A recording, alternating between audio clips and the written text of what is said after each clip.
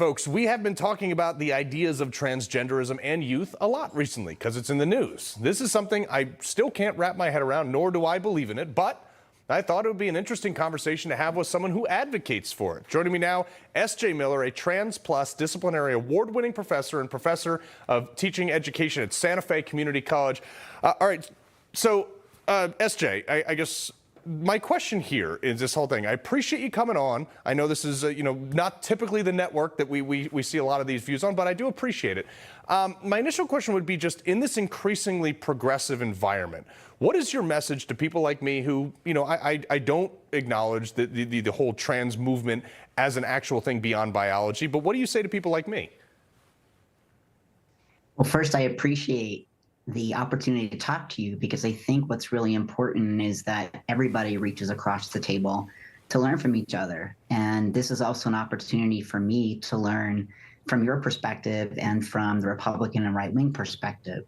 So what I would say is it's important to not hold judgment and to allow space for hearty conversation. Mm-hmm. So S.J., in this whole thing, obviously you teach this to, people above 18 years old are typically in college, which is, people at that age you can do whatever you want. And it's not a place, but there's been an increased push for younger and younger transition, sometimes even without parental consent. And this is the biggest thing that I have a problem with. Like, look, I could care less what people do once they're 18, but when you go after the, not you personally, but when the movement, some does, goes after the kids, how does that justify? And do you think that's good or bad? Well, I wouldn't say it's the movement. I think this turns back to parents who want to support their young children in being whoever they need to be. Now, in terms of moving towards actual transitioning with hormones and puberty blockers, I think that's a whole different conversation. Mm-hmm. And that's a very intimate conversation between a parent and a therapist and a doctor. So I don't think it's something that should be necessarily capped on, that it's a fluid conversation. So, but let me ask you that, the kid thing is when this really started getting hot and ignited, especially in our schools and things like that. Sure. If we can't get a tattoo until we're 18, we can't vote, we can't enlist in the military, and these are potentially life-altering things. Why do you think it's okay to do this earlier on and progressively earlier on as we get later in life? In something that I don't see as beneficial, maybe you do, but shouldn't people just wait till they're 18? Well, if you think about it, the internet is really kind of what sped up everything. So Gen X, Gen Y, and Gen Z, those are coming out of the baby boomers and so forth. Mm-hmm. What's happened is that the media has really proliferated a lot of this discourse. And so what's happened is that that's fair. Young people have more access to language and identity, and they're coming into a generation right now where gender is a lot more fluid. There's stories, right? There's movies, there's text, there's conversation that's happening all around them, and they feel more comfortable expressing themselves. What does it mean to be have gender more fluid? So for instance, let's say perhaps I want to put on a dress one day and I identify as male. So there's a fluidity there, right?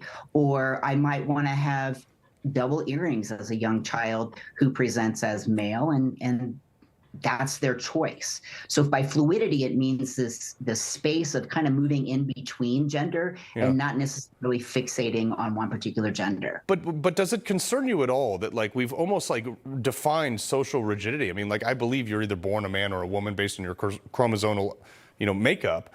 Do you have any studies to support that this is better for a child?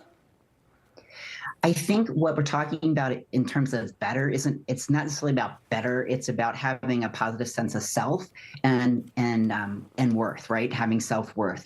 And so I think, again, it's about self-determination and allowing young people to be whoever they want to be. Mm-hmm. Like, for instance, let's say you were growing up and you were being bullied because of how you presented. I think that would be detrimental, right, upon your own socio-emotional well-being. Mm-hmm. Well, I mean, to be fair, I was a smart aleck when I was a kid, so I was bullied a little bit for that. But this is my concern. This is where I'm getting at here. Is that there's a number of studies. You have the NIH, you have Johns Hopkins, all of which show that the suicide rate is massively, unfortunately, higher among transition genders, but also significantly higher during early transition. And that would be my question: is why would this be something that is prevalent, especially something that you need to teach, if it's contributing to these massive, like 7.5 times more suicides?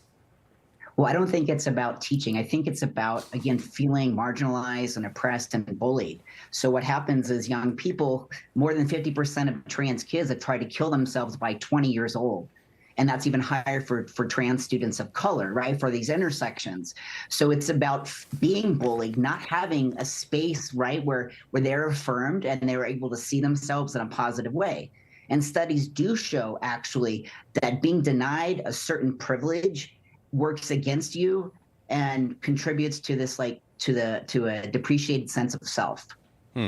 Yeah, I mean, obviously, you've done your research on this. I looked over some of these studies, and it actually showed that when people transitioned or became part of whatever community, they didn't the suicide rate didn't go down though. So what is the big sell, especially for somebody under 18 years old, to transition when we know that the statistics are not favorable towards life longevity?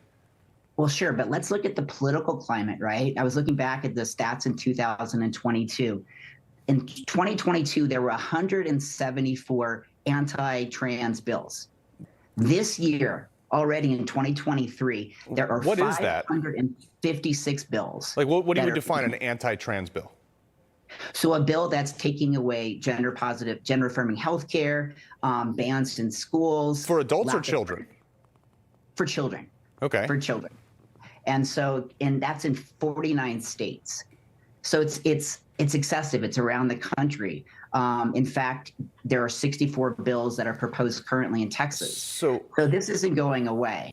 Right. But SJ, and I only got a couple seconds left here, but I would argue that bills that keep hormones away from kids under 18 years of old or transition from under 18 years of old, I would call that more parental rights rather than anti-trans.